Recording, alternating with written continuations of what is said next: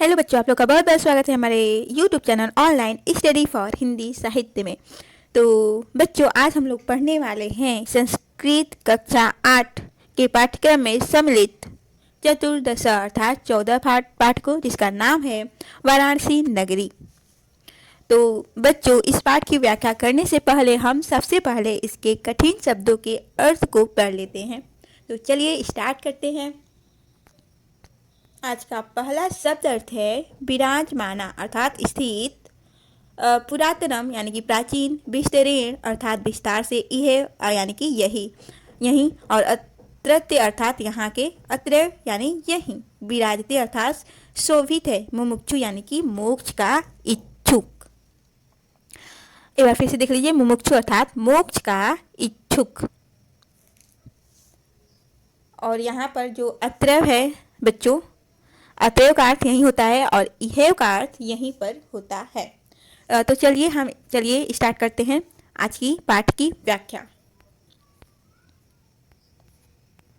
तो बच्चों, व्याख्या करने से पहले मैं आप लोगों से रिक्वेस्ट करना चाहती हूँ कि अगर वीडियो अच्छी लगे तो प्लीज़ वीडियो को लाइक ज़रूर कीजिए, और अगर आप लोग हमारे चैनल पर नए हैं तो चैनल को सब्सक्राइब करना न भूलिएगा, और साथ ही बेल आइकन को प्रेस जरूर कीजिएगा ताकि जो भी वीडियो अपलोड हो आप लोगों को नोटिफिकेशन मिल जाए।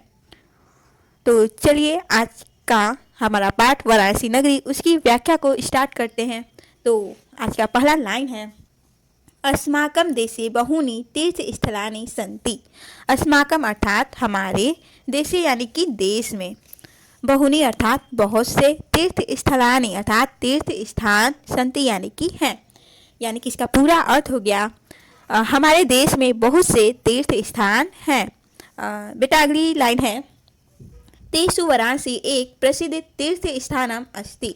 तेषु अर्थात उनमें से, वाराणसी यानी कि वाराणसी, एकम अर्थात एक, प्रसिद्धम अर्थात प्रसिद्ध, तीर्थ स्थानम यानी कि तीर्थ स्थान, और अस्ति यानी कि है। यानी कि बच्चों, इसका पूरा अर्थ हो जाएगा उनमें से वाराणसी भी एक प्रसिद्ध स्थान है। अगली लाइन है बेटा, इयम काशी नामनापि प्रसिद्धम वर्तते। इयम अर्थात यह, काशी नामनापि अर्थात काशी नाम से, भी प्रसिद्धम अर्थात प्रसिद्ध, वर्तते यानी कि है। अर्थात इसका पूरा अर्थ हो गया बेटा, यह काशी नाम से भी प्रसिद्ध है। और अगली लाइन है, अनेकेषु प्राचीन ग्रंथेषु अस्य महिमा वर्णिता। अनेकेषु अर्थात अनेक, प्राचीन ग्रंथेषु अर्थात प्राचीन ग्रंथों में, अस्य अर्थात इसका, महिमा अर्थात महिमा, वर्णित यानी कि वर्णित है। इसका पूरा अर्थ हो जाएगा बेटा, अनेक प्राचीन ग्रंथों में इसकी महिमा वर्णित है।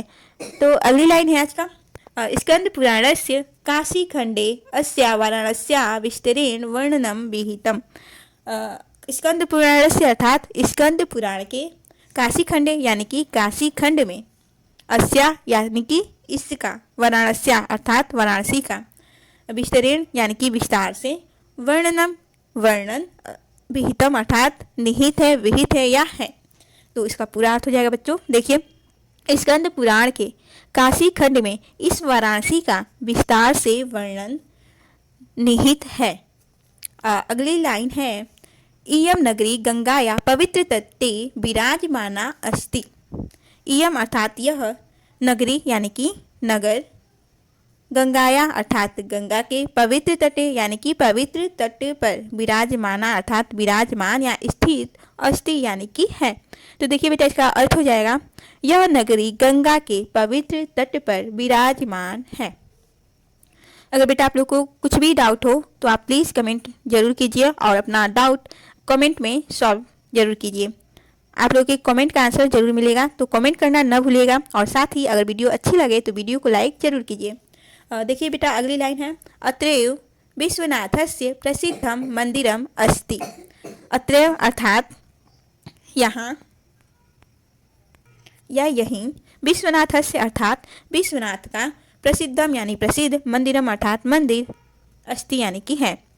तो देखिए बेटा, इसका अर्थ हो जाएगा, यहीं विश्वनाथ का प्रसिद्ध सुवर्णचूर्ण मंदिर है। और देखिए अगली लाइन है, अन्यापि अपि बहूनि देव मंदिराणि सन्ति। यथा संकटमोचन मंदिरम, नवीन विश्वनाथ मंदिरम, दुर्गा मंदिरम, काल भैरव मंदिरम, तुलसी मानस मंदिरम च वाराणस्यां गंगा उत्तरवाहिनी जाता तस्या तीरे अनेके मनोहरा घट्टा सन्ति। तो देखिए इसका पूरा अर्थ हो जाएगा अन्यानि अर्थात अन्य, अपि यानी कि भी, बहुनी अर्थात बहुत से, देव मंदिराणी यानी कि देव मंदिर, संति अर्थात हैं। जैसे में यथा अर्थात जैसे, संकटमोचन मंदिर, नवीन विश्वनाथ मंदिर, दुर्गा मंदिर, काल भैरव मंदिर और तुलसी मानस मंदिर है। गंगा अर्थात गंगा, उत्तरवाहिनी अर्थात उत्तर में, जाता अर्थात जाती है या बहती है, तस्या अर्थात इसके, तीरे यानी किनारे, अनेके अर्थात अनेक, मनोहरा अर्थात मन को मोहने वाले या मनोहर या सुंदर कह सकते हैं, घट्टा यानी कि घाट, संति अर्थात हैं। तो देखिए बेटा इसका पूरा अर्थ हो जाएगा कि अन्य भी बहुत से देव मंदिर भी यहाँ पर हैं। जैसे में संकटमोचन मंदिर, नवीन विश्वनाथ मंदिर, दुर्गा मंदिर, काल भैरव मंदिर, तुलसी मानस मंदिर और गंगा वाराणसी के उत्तर में बहती है और इसके किनारे अनेक बहुत सुंदर घाट हैं। एक बार फिर से आप इसका व्याख्या देख लीजिए। अन्य भी बहुत से देव मंदिर यहाँ पर हैं, जैसे में संकटमोचन मंदिर, नवीन विश्वनाथ मंदिर, दुर्गा मंदिर, काल भैरव मंदिर और तुलसी मानस मंदिर। और अगली लाइन का जो व्याख्या था वो ये था कि गंगा वाराणसी के उत्तर में बहती है और इसके किनारे अनेक सुंदर घाट हैं। तो देखिए बेटा अगली लाइन है, अस्या प्रसिद्धेषु घट्टेषु दशाश्वमेध राजेंद्र प्रसाद तुलसी पंचघट्टा अन्यतमा संति। अस्या अर्थात इसके, प्रसिद्धेषु अर्थात प्रसिद्ध, घट्टेषु यानी घाटों में, दशाश्वमेध राजेंद्र प्रसाद अर्थात दशाश्वमेघ राजेंद्र प्रसाद, अन्यतमा तुलसी पंचघट्टा यानी कि तुलसी और पंचगंगा, अन्यतमा अर्थात अन्य घाट भी, संति यानी कि हैं। तो इसका पूरा अर्थ हो जाएगा, इसके प्रसिद्ध घाटों में दशाश्वमेघ, राजेंद्र प्रसाद, तुलसी, पंचगंगा आदि अन्य घाट भी हैं। अगली लाइन है, यत्र प्रातः संध्या काले च महान जन समुदाय आयति। यत्र अर्थात जहाँ, प्रातः अर्थात प्रातः या सुबह, संध्या काले अर्थात शाम के समय, च यानी कि और, महान अर्थात महान या बहुत से जन समुदाय अर्थात जन समूह, लोगों का भीड़, आयाति अर्थात आती है। तो देखिए बेटा इसका पूरा अर्थ हो जाएगा, जहाँ प्रातः अर्थात सुबह सुबह और शाम के समय विशाल जन समूह अर्थात विशाल भारी भरकम लोगों का भीड़ यहाँ आती है। तो अगली लाइन है, तत्र केवल, तत्र केचन, केवल नहीं यहाँ पर केचन रहेगा, तत्र केचन स्नानान्ति, केचन संध्या वंदने कुर्वन्ति, केचन कथां शृण्वन्ति, केचन नौकासु विहरन्ति च। तत्र अर्थात वहाँ, केचन अर्थात कुछ, स्नानान्ति अर्थात स्नान करने, केचन यानी कुछ, संध्या वंदनम कुर्वन्ति अर्थात संध्या वंदना करते हैं, केचन कुछ, कथाम अर्थात कथा, शृण्वन्ति यानी कि सुनते हैं, केचन का अर्थ हो गया कुछ, नौकासु का नौका से, विहारन्ति च का अर्थ होता है और, विहारन्ति यानी कि विहार करते हैं या घूमते हैं। तो बेटा इसका पूरा अर्थ हो जाएगा, वहाँ कुछ स्नान करते हैं, कुछ संध्या वंदना करते हैं, कुछ कथा सुनते हैं और कुछ नौका विहार करते हैं। विहार यानी कि घूमना, नाव से घूमना, उसी को कहा गया है नौका विहार। तो चलिए अपने नेक्स्ट पेज पर चलते हैं और इसकी व्याख्या को हम लोग देख लेते हैं। तो देखिए बेटा हमारी अगली लाइन है, अत्र एकम पिशाचनम नामकम तीर्थमृत, ठीक ना। तो इसका हो जाएगा, यहाँ पर तीर्थम अस्ति होगा, अत्र एकम पिशाचनम, पिशाच मोचनम नामकम तीर्थम अस्ति। अत्रैव अर्थात यहाँ, पिशाचन मोचनम अर्थात पिशाचन मोचन नामकम का अर्थ होता है नामक, तीर्थम अस्ति अर्थात तीर्थ है। तो बेटा देखिए इसका पूरा अर्थ हो जाएगा, यहाँ पिशाचन मोचन नामक एक तीर्थ है। और अगला लाइन है यत्र यात्रिणः आगत्य पितॄणाम श्राद्ध क्रियां कुर्वन्ति। यत्र का अर्थ होता है यहाँ या जहाँ, आगत्य अर्थात आकर, यात्रिणाम यानी कि यात्री, यात्रिणः का अर्थ होता है यात्री, पितृणाम अर्थात पितरों का, श्राद्ध क्रिया यानी कि श्राद्ध क्रिया, कुर्वन्ति यानी कि करते हैं। तो इसका पूरा अर्थ हो जाएगा जहाँ आकर यात्री पितरों का श्राद्ध क्रिया करते हैं। अगली लाइन है देखिए बेटा, शिवरात्रि दिने अत्र विशेष रूपेण मेला लगती। यानी कि शिवरात्रि दिने अर्थात शिवरात्रि के दिन अत्र यानी यहाँ, विशेष रूपेण अर्थात विशेष रूप से, मेला यानी कि मेला, लगती अर्थात लगती है। तो इसका पूरा अर्थ हो जाएगा शिवरात्रि के दिन यहाँ विशेष रूप से मेला लगता है। ग्रहण समय अपि अत्र महान जन समुदाय आगच्छति। ग्रहण समय अर्थात ग्रहण के समय, अपि यानी कि भी, अत्र यहाँ महान जन समुदाय अर्थात बहुत से जन समुदाय, लोगों का भीड़, महान लोगों का भीड़, महान जन समुदाय, आगच्छन्ति अर्थात आते हैं। तो देखिए बेटा इसका अर्थ हो जाएगा कि ग्रहण के समय में भी यहाँ अत्यधिक जन समुदाय अर्थात लोगों का भीड़ एकत्रित होता है। अगली लाइन है अत्र गंगायाम स्नानाय श्री विश्वनाथस्य दर्शनाय च सदैव भिन्न भिन्न प्रदेशेभ्य जना आगच्छन्ति।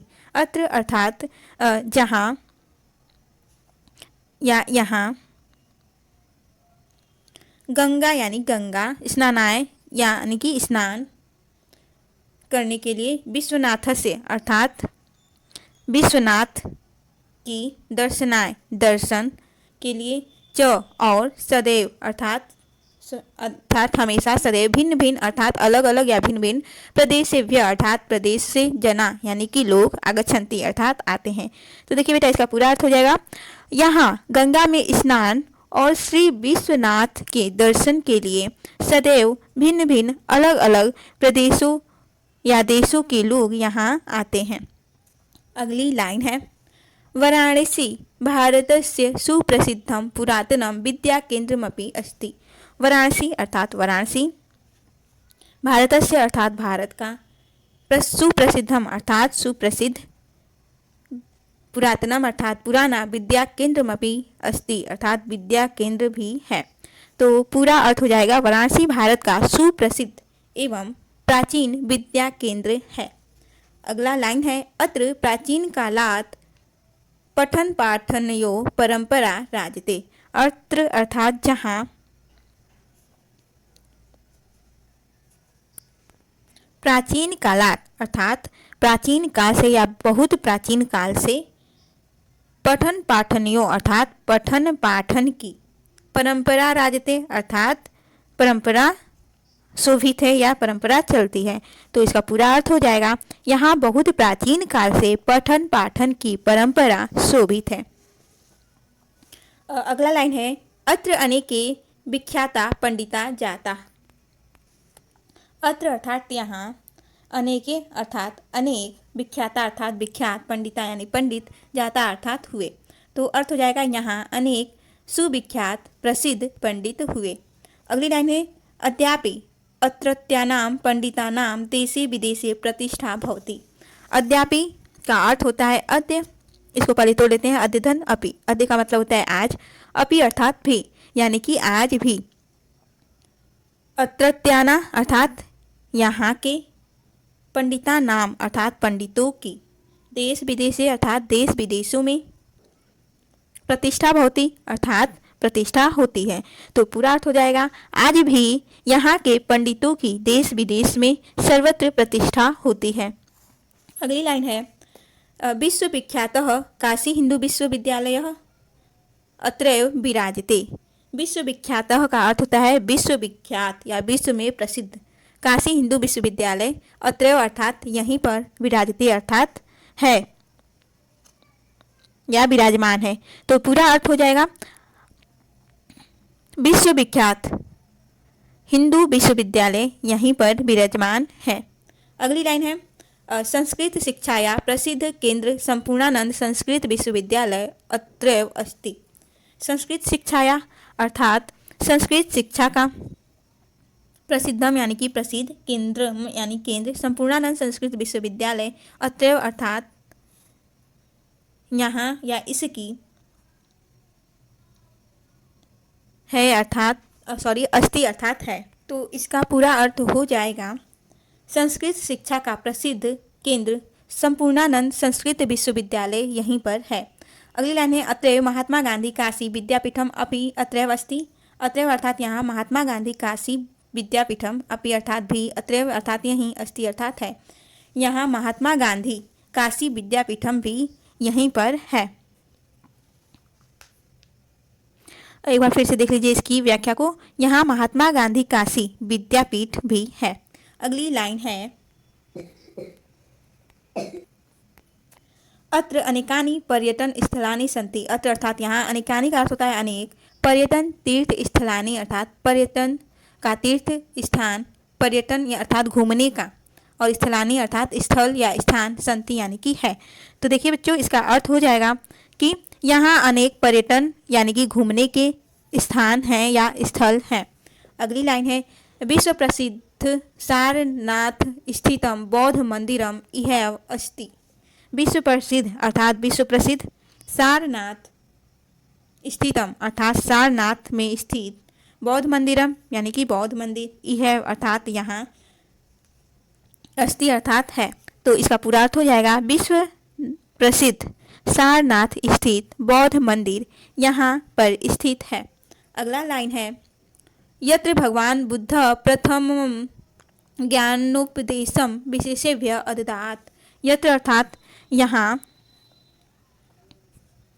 भगवान बुद्ध प्रथमम अर्थात पहला या प्रथम, ज्ञानोपदेश यानी ज्ञान का उपदेश, शिष्येभ्य अर्थात शिष्यों को, अददात यानी कि दिए थे या दिया था। तो पूरा अर्थ हो जाएगा बेटा, यहाँ भगवान बुद्ध ने प्रथम ज्ञान का उपदेश शिष्यों को दिया था। अगला लाइन है अत्रैव भारत माता इति नामकम मंदिरम अपि अस्ति।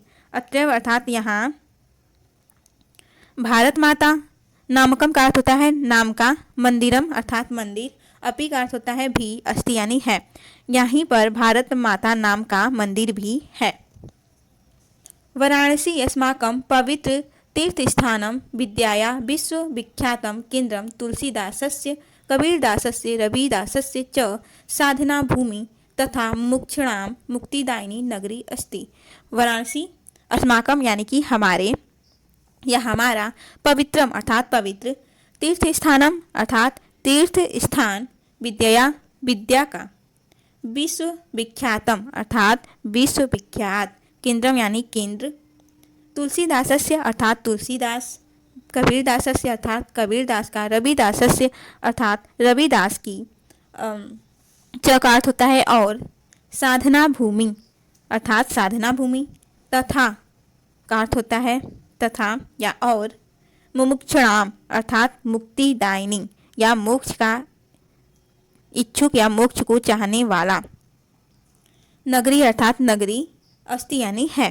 तो देख लीजिए इसका पूरा अर्थ हो जाएगा बेटा, वाराणसी हमारा पवित्र तीर्थ स्थान, विद्या का विश्वविख्यात केंद्र, तुलसीदास की, कबीरदास की और रविदास की साधना भूमि है और मोक्ष प्राप्त करने वालों की मुक्तिदायिनी नगरी है। यानी कि जो मोक्ष का इच्छा रखते हैं वो वाराणसी में जाकर मुक्तिदायिनी प्राप्त कर सकते हैं, मोक्ष प्राप्त कर सकते हैं। तो वाराणसी को मुक्तिदायिनी नगरी माना गया है। आशा करती हूँ कि आज का व्याख्या आप लोग को समझ में आया होगा। इसी के साथ बेटा चलते हैं इस पाठ के प्रश्न उत्तरों को देख लेते हैं और देख लेते हैं किसका क्या आंसर होगा।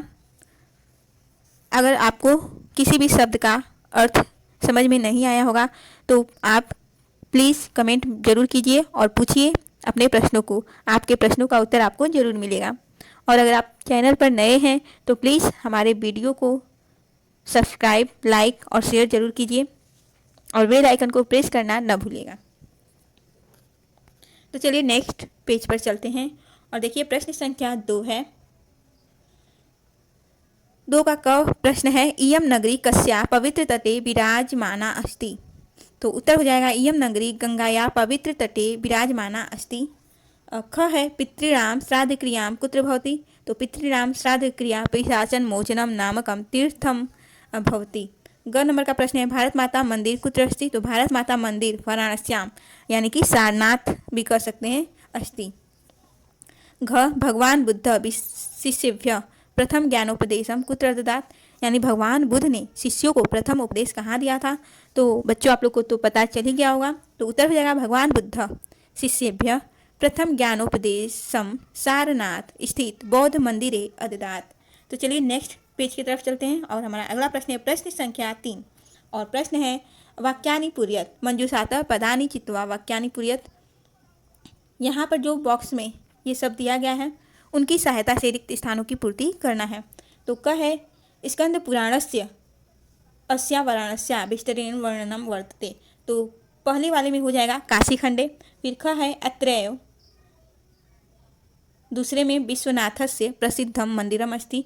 ग प्रश्न है वाराणस्याम गंगाया तीरे अनेके मनोहरा तीसरे में हो जाएगा मनोहरा घट्टा संति। घ नंबर का देखिए ग्रहण समय अपि अत्र महान क्या आता है जन समुदाय। तो हो जाएगा जन समुदाय एकत्र भवति। अंग है वाराणसी भारतस्य सुप्रसिद्धम पुरातनम। 5वें नंबर का ये है विद्या केंद्रमपि अस्ति। और देखिए बच्चों चौथा प्रश्न है अधोलिखितानि पदानि आधृत्य वाक्यानि रचयत।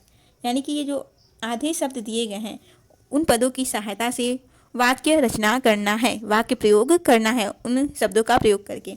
तो देखिए क नंबर का है एक दिया गया है उदाहरण के रूप में फलानी मालाकार फलानी गृहीत्वा आपणम गच्छति। और क दिया है तीर्थ स्थलानि यानी इसका उत्तर हो जाएगा भारते बहूनि तीर्थ स्थलानि सन्ति। आपको ज़्यादा कुछ नहीं करना है, केवल इधर जो शब्द दिया गया है इसी का प्रयोग करके आपको संस्कृत में वाक्य रचना करना है। जिस प्रकार से आप हिंदी के शब्दों का प्रयोग करके वाक्य रचना करते हैं ठीक उसी प्रकार से। जैसे आप लोग को कहा जाए कि 9 2 11 का आप वाक्य प्रयोग कीजिए तो आप फटाक से उसका बना देंगे बहुत ही जल्दी से कि पुलिस को देखकर चोर 9 2 11 हो गया। ठीक उसी प्रकार से बेटा इसका भी तीर्थ स्थलानी है यानी कि इसका प्रयोग करके आपको वाक्य रचना करना है। तो देखिए ख नंबर का है बहूनि इसका प्रयोग करके वाक्य प्रयोग होगा अत्र बहूनि मंदिराणि सन्ति। ग है अनेकानि अर्थात अनेकानि पत्राणि पतन्ति। घ है मंदिराणि अत्र अन्यानि देव मंदिराणि सन्ति। आशा करती हूँ कि आप लोगों को समझ में आ गया होगा। तो चलते हैं नेक्स्ट पेज की तरफ और हमारा अगला प्रश्न है बच्चों भिन्न वर्गस्य पदम चिनूत। यहाँ पर चीन रहेगा विनूत नहीं रहेगा चिनूत यानी कि जो भिन्न वर्ग का शब्द है पद है उसको हमको चुनना है। तो देखिए जैसे में है मयूरा चटका लता सूका। तो देखिए बच्चों यहाँ पे मयूर चटका और सूका यह सब पक्षी से संबंधित है, लेकिन यह जो लता है यह पक्षी से संबंधित नहीं है, बिल्कुल भिन्न है। यह पेड़ पौधों झाड़ियों से संबंधित है। तो यह लता जो है यह भिन्न वर्ग में इसका उत्तर हो जाएगा। और अगला देखिए क नंबर है पुस्तकम कलम मित्रम चित्रम। यानी देखिए पुस्तक कलम और चित्रम ये सब एक ही वर्ग के शब्द हैं, लेकिन यहाँ पे ये जो मित्र है यह बिल्कुल भिन्न वर्ग है क्योंकि यह मित्र है। पुस्तक यह भी पढ़ने लिखने से संबंधित है, कलम भी और चित्र भी, लेकिन मित्र बिल्कुल अलग है। और ख देखिए जलचर भूचर खेचर निशाचर। अब देखिए जलचर अर्थात जल में चलने वाला, भूचर अर्थात भूमि पर, खेचर अर्थात आकाश में चलने वाला, लेकिन यह निशाचर यानी कि रात में चलने वाला। ये जलचर भूचर खेचर ये तो कभी भी चल सकते हैं है ना, रात दिन या कुछ भी हो वो चल सकते हैं, लेकिन निशाचर अर्थात रात में चलने वाला तो यह भिन्न वर्ग का शब्द है। तो इसको हमने अलग लिख दिया। अब देखिए प्रश्न ग है शिक्षिका अध्यापिका उपदेशिका, लेकिन यहाँ पर देखिए पुस्तिका। यह तीनों जो हैं अध्ययन अध्यापन से संबंधित हैं, ठीक ना। कोई उपदेश दे रहा है, कोई पढ़ा रहा है ना, लेकिन यह जो पुस्तिका है यह एक वस्तु है तो यह बिल्कुल अलग हो जाएगा। अब देखिए घ तीर्थ स्थलानि घट्टानि मंदिराणि मनोहराणि। अब तीर्थ यह भी स्थान है, घाट यह भी स्थान है, मंदिर यह भी स्थान है, लेकिन मनोहराणि यह मन को सुंदर लगने वाले भाव है। मनोहर अर्थात सुंदर है ना, मन को मोहने वाला। तो यह बिल्कुल भिन्न वर्ग का शब्द है, इसलिए इसको हमने भिन्न वर्ग में लिख दिया। आशा करती हूँ कि आप लोग को समझ में आया होगा। तो चलिए नेक्स्ट पेज की तरफ चलते हैं और हमारा आज का अगला प्रश्न है बच्चों, प्रश्न संख्या 6 और प्रश्न है रेखांकित पदानि आधृत्य प्रश्न निर्माणम कुरुत। रेखांकित पदों के आधार पर प्रश्न निर्माण करना है। तो देखिए वाराणस्याम गंगा उत्तर वाहिनी जाता, तो गंगा की जगह हमको का लिख देंगे तो हमारा प्रश्न निर्माण हो जाएगा। तो इसका उत्तर हो जाएगा वाराणस्याम का उत्तर वाहिनी जाता। क है अत्रैव विश्वनाथस्य प्रसिद्ध मंदिरम अस्ति। तो अत्रैव विश्वनाथस्य की जगह जो प्रश्नवाचक शब्द होगा वो हो जाएगा कस्य प्रसिद्धम मंदिरम अस्ति। ख है शिक्षाया विश्वविख्यातम केंद्रम हिंदू विश्वविद्यालय अस्ति। तो इसका उत्तर हो जाएगा कस्या विश्वविख्यातम केंद्रम हिंदू विश्वविद्यालय अस्ति।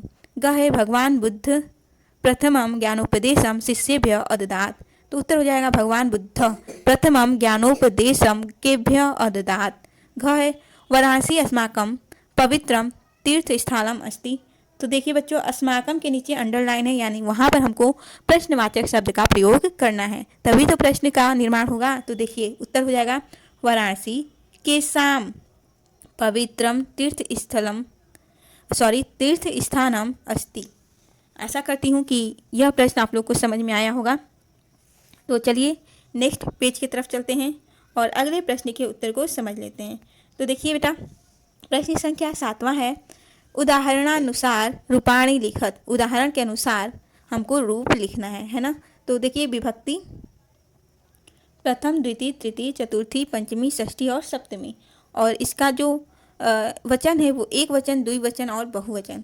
तो देखिए उदाहरण के रूप में एक दिया हुआ है पय पयसी पयासी। इसी तरह से यह जो यश है इसका हमको लिखना है तो हो जाएगा यशसी यशांसी। उसी तरह से फलम फले फलानी, ऐसे ही वनम का बनेगा तो हो जाएगा वने वनानी। और देखिए बेटा यह जो वनम और फलम है यह द्वितीय विभक्ति का शब्द है। उसी प्रकार से तृतीय विभक्ति का शब्द है केन काभ्याम कै, तो इसका 3 का हो जाएगा ताभ्याम तय। वहीं उसी प्रकार से चतुर्थी विभक्ति का शब्द है मधुने, तो होगा मधुव्याम मधुव्य। इसी प्रकार से वस्तुने एक वचन है वस्तुने वस्तुभ्याम वस्तुभ्य। षष्ठी विभक्ति मुखस्य मुखयो मुखानाम।